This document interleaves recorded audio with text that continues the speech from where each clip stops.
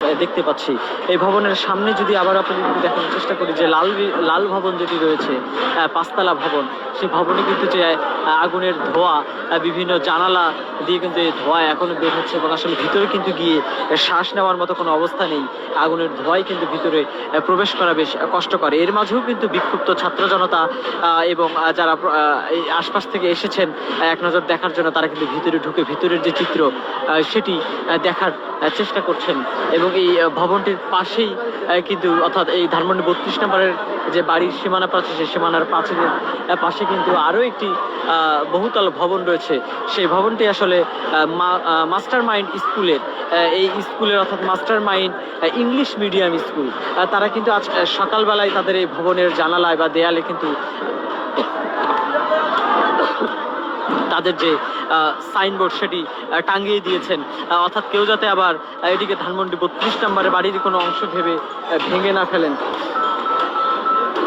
এই কারণে কিন্তু তারা এটি এই দেয়ালের একাধিক স্থানে কিন্তু তাদের এই স্কুলে সাইনবোর্ড লাগিয়ে দিয়েছেন এবং ভবনটি কিন্তু এখনো অক্ষত রয়েছে। অর্থাৎ এখানে বিক্ষুব্ধ জনতা তারা কিন্তু বুঝতে পেরেছেন যে ওই ভবনটি কিন্তু আসলে 32 নম্বরের এই যে বঙ্গবন্ধু শেখ মুজিবুর রহমান যে জাদুঘর, সে জাদুঘরের কোনো অংশ নয়। আপনাদের যদি আবার একটু লাল ভবনটিকে দেখানোর চেষ্টা করে, আপনি দেখতে পাচ্ছেন সিঁড়ি দিয়ে কিন্তু প্রতিটি মুহূর্তে, অর্থাৎ প্রতি মিনিটেই কিন্তু লোকজন উঠছেন, নামছেন, উপরে যাচ্ছেন, নিচে আসছেন, তারা দেখার চেষ্টা করছেন আসলে কি আছে এবং যে যার মতো যা পারছে খুলে নিয়ে যাচ্ছে, যেমনটি বলছিলাম। সেটিও কিন্তু চারপাশেই আসলে দৃশ্যমান। আপনারা দেখতে পাচ্ছেন যে এখানেও কিন্তু এখনো কিছু জিনিসপত্র খোলার কার্যক্রম চলমান রয়েছে। অর্থাৎ ঢাকা শহরের আশেপাশে যারা বসবাস করে, অর্থাৎ এই ধানমন্ডি 32-এর আশেপাশে যারা রয়েছে, তারা কিন্তু এগুলো আসলে খুলে নিচ্ছেন।